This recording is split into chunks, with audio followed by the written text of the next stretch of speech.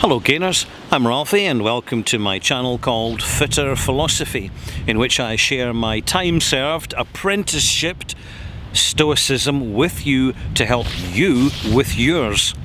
Stoicism it's no mere theory, it is the rational organisation and realistic view of life that we impose upon our lives, generally and sometimes specifically, to greatly improve the experience of the journey. And one thing I'd like to share with you is technology and how technology changes things. You know, often when I'm looking at say financial stuff or online articles, I notice how they talk about, you know, this technology company is going to disrupt the industry and disrupt. What they really mean is it's going to specifically change in certain specific ways. Oh, excuse me. Got to hold my hat on. It's rather windy. Being on a small island in the middle of a sea, you get these sudden kind of gusts of wind, even on a relatively calm day. It's just the way it is, and I'm quite happy with it because it's the wind that blows away the cobwebs. That's what happens, gainers. But we have, with technology, disruptions which we can play to our advantage, which we can make use of. And I'm going to give you a really, really good example, which has personally impacted me significantly. And that is in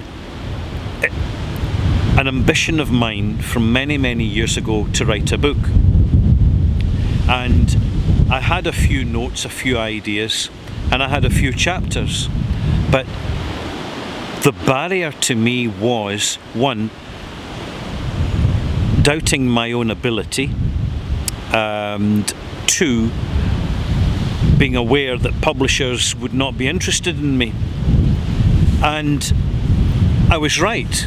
I should have doubted my own ability because I'm not good at spelling. I'm not particularly great at grammar.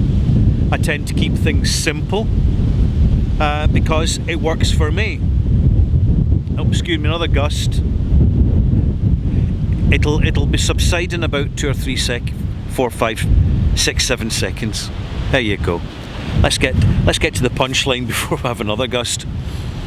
And as regards publishers are looking for certain things in a writer before they will entertain them or even suggest submitting a manuscript.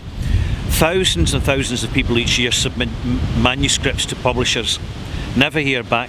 And I am aware, I do know that some people have submitted complete stories and noticed their story written by someone else, more or less word for word, a few years later, which of course is intellectual property right theft. And yes, it can happen. It does happen. It's real life. It's the real world. But technology has disrupted this status quo, as a result of which, because I could self-publish, although I struggled initially with the format, and I made a few mistakes, as one does, but now I have 2 books for sale under the title RALFY, Ralphie Mitchell. Search for a whiskey bothy and stories from a whiskey bar, and I'm now writing a 3rd book. They have been very well received, particularly when I've had them republished and re-edited to get it spot on. I'm there now. But most of all, I've done this without any influence whatsoever from a publishing house. And if I had, I would be earning a lot, not just marginally, but a lot less per book from the sales of the book. And also the fact that my book is on sale internationally, and also by the fact that technology is just around the corner that will automatically translate a book using artificial intelligence. This is phenomenal times we live in, and having now successfully published and selling 2 books, and I'm on my 3rd book, and really getting to grips with it now. The more you do it, the more experience you get at it, the better you get. It's like anything. I cast my mind back to when I was in school, and a teacher took me aside and said, you know, Ralphie, you're kind of reasonably bright, but you're really slow and you don't fit in, and because you're slow, I think you should get a job in a factory, maybe cleaning, or maybe just lifting and carrying boxes.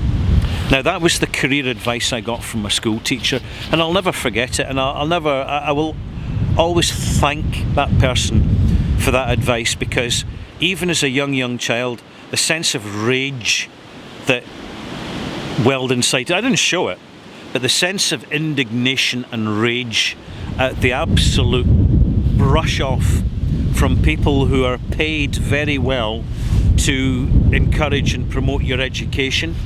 But of course in school it's more indoctrination than education, even though things have changed. You're taught to conform, fit in, you're taught to view everything a certain way. And we're now living in an age where the technology allows us to utterly disrupt that. And in fact, in doing so, we're greatly advancing the human condition and preparing the species far more successfully to be interplanetary. And there you have it. I'm Ralphie. Hey, enjoy the view.